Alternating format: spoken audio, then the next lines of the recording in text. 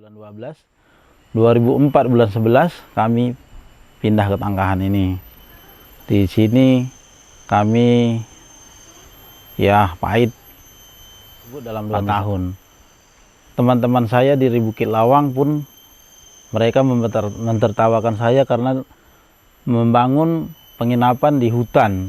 Ini dia ada dampak-dampak negatifnya dari corona ini, nggak ada tamu, jadi mereka udah orang kota butuh bunga yang dari hutan, mereka merambah ke hutan ngambil bunga. Nah, walaupun Tangkahan, ya kalau tamu tidak ada ketangkahan, apa yang kami perbuat? Sedangkan lahan di sini udah menyempit. Apa pekerjaan kami? Sedangkan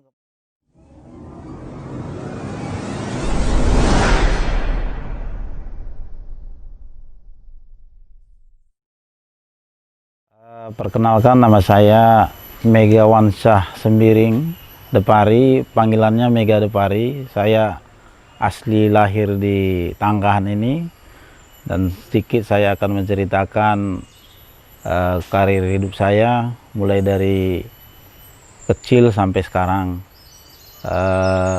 Sejak umur 7 tahun saya sudah merantau, SD sampai SMP itu di luar di kota Binjai, dan setelah tamat STM saya pergi ke Kutacane merantau sebagai asisten mekanik karena sekolah saya memang kebetulan teknisi mesin.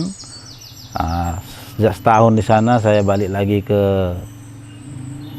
Tangkahan, dan saya bercocok tanam, bertani, dan kawan-kawan saya semua itu sebagai illegal logging. Mereka menembang hutan, tapi saya bercocok tanam, bertani, berternak. Cocok tanam itu seperti menanam cabai dan berternak, ternak bebek, tapi itu hanya saya buat sebagai pengalaman hidup karena tidak berhasil, mungkin karena teknis basic saya adalah mekanik. Setelah itu saya lihat di Tangkahan, dan saya menuju ke Bambu River. Bambu River adalah penginapan pertama di Tangkahan ini. Pemiliknya adalah lokal guide dan istrinya orang Inggris. Jadi saya ke situ untuk belajar dan memohon kepada mereka agar saya dimagangkan ke Bukit Lawang. Jadi ada kesempatan 3 dari kami dikirim ke Bukit Lawang dengan misi mereka itu: 1 magang sebagai koki, yang 1 magang sebagai guide, dan saya magang sebagai waiter. Jadi saya yang ketiga dikirim ke Bukit Lawang. Nama tempat tersebut adalah Eco Lodge. Dulu Bukit Lawang Cottage dan berubah namanya menjadi Eco Lodge. Dan saya magang 2 bulan di sana. Setelah 2 bulan saya tidak mau kembali kemari, teman-teman saya balik kemari karena saya belum merasa cukup mendapat pengalaman itu, dan berbahasa pun belum bisa dalam 2 bulan. Jadi saya membuat lamaran kerja dan saya diterima, dan saya bekerja sebagai waiter itu 2 tahun dan sebagai resepsionis 2 tahun di Eco Lodge. Jadi disitulah saya meniti karir gimana caranya memanage hotel. Nah, setelah itu tahun 2004 akhir saya pindah kemari. Setelah Bandang di Bukit Lawang tahun 2003 bulan 11, dan saya berumah tangga dengan istri saya di tahun 2003 itu di bulan 12. 2004 bulan 11 kami pindah ke Tangkahan ini. Di sini kami ya pahit. Saya start pertama saya bekerja di Bambu River, di mana saya dulu pertama kerja. Setelah itu 2 bulan saya membuat warung sendiri dan start membuat penginapan sendiri dengan memanfaatkan kayu-kayu sampah yang ada di pinggiran sungai. Dan saya memberanikan diri dengan saya dibantu dan diajari oleh ayah saya. Ayah saya sangat berjasa sekali, yang dulunya saya tidak bisa membangun kamar, dan sekarang saya bisa membangun kamar. Dan kami membuat kamar ini start dengan 2 kamar dulu di tahun 2005 pertengahan. Saya memberanikan diri meminjam uang ke bank dengan cicilan 308.000 per bulan dalam tempo 2 tahun. Saya tidak mengharapkan dari hasil kamar itu, tapi saya berani karena saya menyadap karet. Dari hasil karet tersebut saya bisa menutupi dan membayar kredit tersebut dalam 2 tahun. Teman-teman saya di Bukit Lawang pun mereka mentertawakan saya karena membangun penginapan di hutan. Mereka pikir dengan akses infrastruktur dan yang jelek sekali Ketangkahan ini, mana mungkin ada tamu Ketangkahan. Jadi mereka mentertawakan saya, istilahnya mengkritik. Tapi dalam kritikan situ saya semangat lagi karena saya membangun relationship dengan kawan-kawan di Bukit Lawang di Medan. Jadi setelah itu saya buat lagi yang lain. Disitulah makanya saya berpikir untuk mendongkrak ekonomi daripada keluarga kami. Kami ini ada 7 bersaudara dari anak bapak. Jadi saya rekrutlah mereka untuk menginvest ke Mega ini karena saya sudah memperlihatkan kepada mereka kepercayaan mereka bahwa positif tamu itu udah datang. Jadi disitulah saya berani untuk mengajak mereka untuk mendongkrak ekonomi keluarga kami. Jadi di Mega ini kami ada 7 anak, 1 orang tua, jadi 8 pendana di sini. Ya saya sendiri yang lebih besar memang dananya, tapi berapa mereka sanggup bayar dana mereka. Jadi di tiap tahun nanti hasil dibagikan sesuai dengan jumlah investasi mereka. Jadi itulah tahun demi tahun bertambah 2, tahun bertambah 2, setahun lagi bertambah 2 sesuai dengan kemampuan kami. Dan sampai sekarang kamar tersebut sudah ada 25 kamar dengan berbagai tipe, basic, medium, ya belum ada lah istilahnya yang lux mungkin untuk kedepannya. Jadi atas bantuan teman-teman dari Bukit Lawang dan dari Medan, tamu-tamu sebelum mancanegara itu masuk ke Tangkahan, ada juga tamu mahasiswa lokal dari Medan itu sangat membantu kami. Karena penginapan di Tangkahan ini pun dulu masih 3. Sayalah yang ketiga mendirikan penginapan di Tangkahan ini. Yang pertama Bambu Reaper, yang kedua Janggelut, dan Mega Inn. Setelah itu saya memasarkan program-program dan kamar ke travel-travel yang ada di Medan dan di Indonesia, dan mereka berhasil menjual program saya itu dan mereka mengirim tamu ke saya, sehingga sampai sekarang ya sebelum COVID 2020 bulan 3 masih ada tamu. Setelah itu COVID melanda di Indonesia, tamu sampai sekarang sudah down. Dan sekarang ini ya menunggu, mudah-mudahan COVID cepat berlalu dan tamu-tamu akan datang lagi. Tahun 2021 sih sudah ada yang beberapa booking dari mancanegara.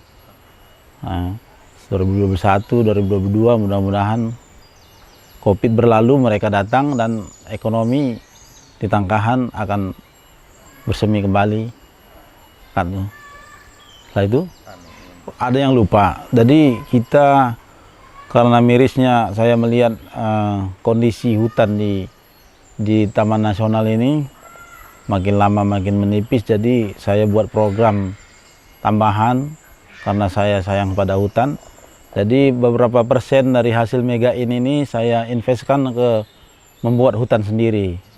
Jadi kami sudah punya lahan 2 tempat, satu yang ada 1 hektar, itu pohon kayu udah besar-besar, dan ada yang lebih luas lagi baru kami beli dari hasil mega ini kami sisihkan itu sekitar 6 hektar dan sekarang sudah kami start untuk menanam. Jadi gimana caranya kami memperluas hutan tersebut dan menjaga hutan tersebut? Jadi kami bikin program pembibitan, bibit kami jual ke tamu langsung tanam ke hutan kami tersebut, ke lahan tersebut, dan kami membuat nama mereka di situ. Nah, jadi mereka membeli dan menanam. Jadi kami menyiapkan. Jadi dari hasil bibit tersebut kami simpan, dan kemungkinan kami membuat target tersebut lebih dari 6 hektar. Jadi kami kedepannya mau membuat jalur-jalur trek di hutan kami sendiri gitu.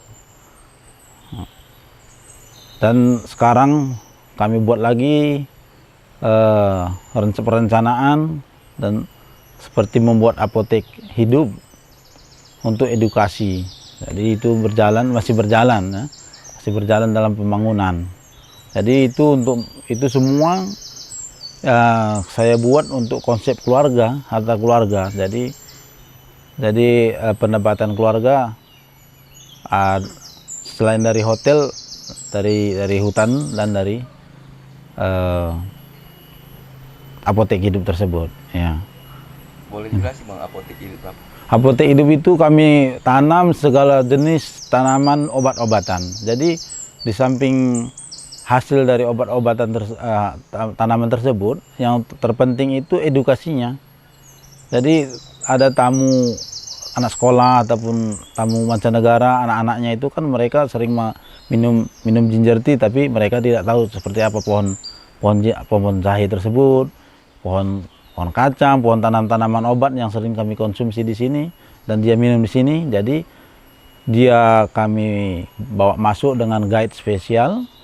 Jadi masuk itu bayar, dan kami jual produk seperti minyak karo itu sama sembur-sembur itu, memang itu obat-obat tradisional untuk menambah income tersebut. Itu perencanaan itu sudah berjalan gitu. Harapan kami di sini secepatnya itu pemerintah turun untuk mendata dan mempetakan tangkahan ini dan membangun infrastruktur yang ada gitu. Jadi seperti penanggulangan sampah, jalur-jalur, dan fasilitas kesehatan, penerangan. Jadi kalau itu udah siap, kan kami lebih siap lagi untuk menerima tamu gitu. Jadi mereka dapat income dari tangkahan ini, ya kami juga dapat bekerja. Tamu datang ke tangkahan ini kan bukan ke penginapan aja, mereka punya aktivitas. Jadi seluruh elemen bisa bekerja. Jadi mereka makan di restoran, minum Coca-Cola kan tidak buat kami sendiri. Itu nanas kan bukan kami yang tanam. Jadi kita beli ke pertanian mereka di kampung. Jadi efek dari positif tamu itu datang itu melebar, bukan pusatnya di sini aja. Mereka bisa jual ban, kita cubing, kita sewa ban mereka. Kita naik pickup, kita bisa sewa. Nah, jadi semua hidup. Jadi kalau pemerintah tidak ikut campur untuk menangani ini tersebut, kalau tamu tidak sudah bosan ke tangkahan ini, sedangkan kami berketergantungan kepada tamu yang datang ke tangkahan. Ya kalau tamu tidak ada ketangkahan, apa yang kami perbuat? Sedangkan lahan di sini udah menyempit. Apa pekerjaan kami? Sedangkan di kota aja banyak orang pengangguran, nggak mungkin kami ke kota cari pekerjaan. Nah, dan saya mengkhawatirkan jika tamu tidak ada lagi ketangkahan ini, hutan ini makin habis juga ya, seperti yang saya bilang tadi. Apa kerja mereka? Kalau ada orang menyuruh ngambil kayu, mereka pasti curi kayu, namanya pun sudah tidak ada kerjaan lagi. Mencuri pun bisa lah. Sekarang ini ada dampak-dampak negatifnya dari corona ini, nggak ada tamu, jadi mereka udah, orang kota butuh bunga yang dari hutan, mereka merambah ke hutan ngambil bunga.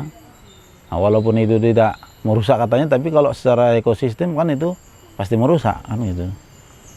Nah, apalagi nanti kalau ini berkepanjangan, ya mungkin orang kota minta rotan, orang ini bisa ambil rotan kan. Itu kalau disodorkan uang, orang itu pasti kerja. Jadi mohon sekali kepada pemerintah ya, katanya pendapatan utama daripada negara ini adalah dari wisata ya jangan hanya berbicara masalah itu aja, tolong infrastrukturnya diperbaiki.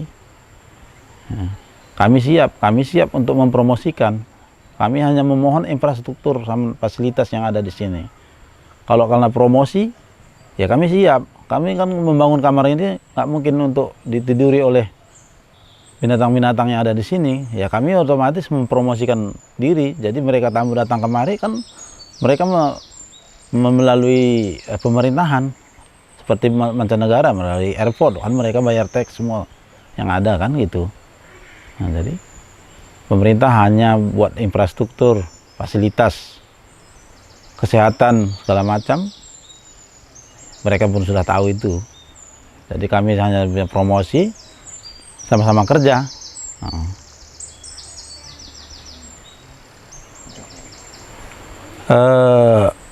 Orang yang berpengaruh pasti orang tua, karena mereka selalu membimbing.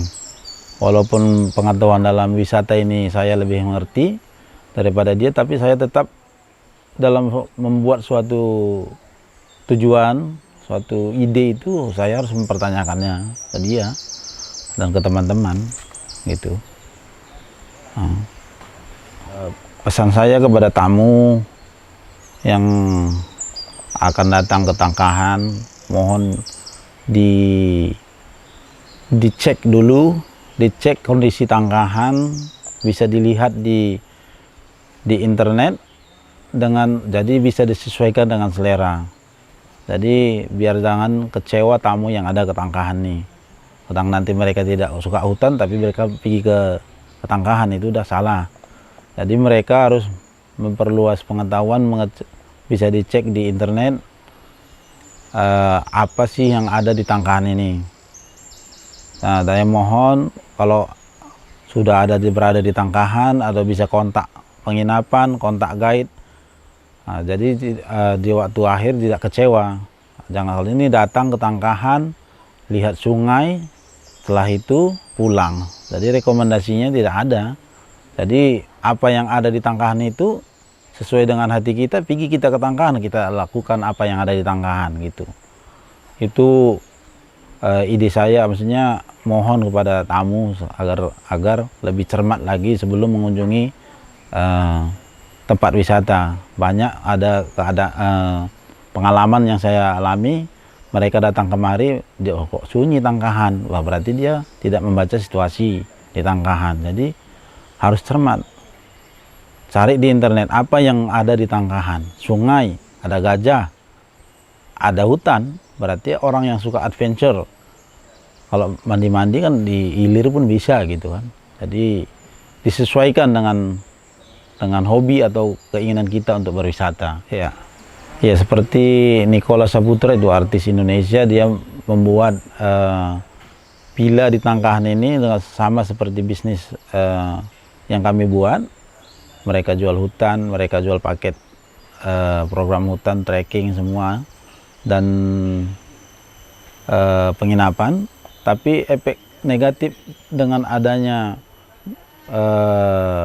penginapan tersebut tidak ada sama kami, malah efek positif yang ada, karena salah satu ikon Tangkahan itu gajah. Terakhir ikon Tangkahan tambah menjadi artis, ada artis di Tangkahan. Jadi tamu itu ada keinginan untuk pergi ke Tangkahan, seperti apa sih kok bisa artis buat penginapan di Tangkahan. Dan kalau secara persaingan kami punya target masing-masing. Mereka itu ya guys, istilahnya orang-orang yang mampu aja bisa tinggal di situ, karena perbedaan harga kan sangat tinggi. Tangkahan, kita orang Medan nggak pernah ke Tangkahan, sedangkan artis dari Jakarta udah pernah ke Tangkahan. Jadi itu efek positifnya sangat besar sama kami, karena mereka tidak mampu tinggal di situ tapi bisa melihat Tangkahan. Mereka mampu tinggal di penginapan kami dengan sesuai budget mereka. Kalau bisa lebih 10 lagi dari Nicholas, artis dari Jakarta sana, bangun di Tangkahan ini biar promosinya lebih bagus lagi gitu. Ya, Anda berkeinginan untuk ke Tangkahan atau berwisata di Sumatera ini, bisa dilihat di internet, di Google, klik aja Megain Tangkahan. Di situ ada kita di dalamnya dan dengan beberapa informasi, dan jika ingin ada nomor telepon di situ, ada nomor WA, ada email juga. Jadi bisa ditanyakan di situ gitu. Terima kasih banyak kepada channel Kisahku TV telah memfasilitasi saya untuk mempromosikan Tangkahan dan Megain pada khususnya. Saya harap Kisahku TV akan berjaya untuk kedepannya. Terima kasih.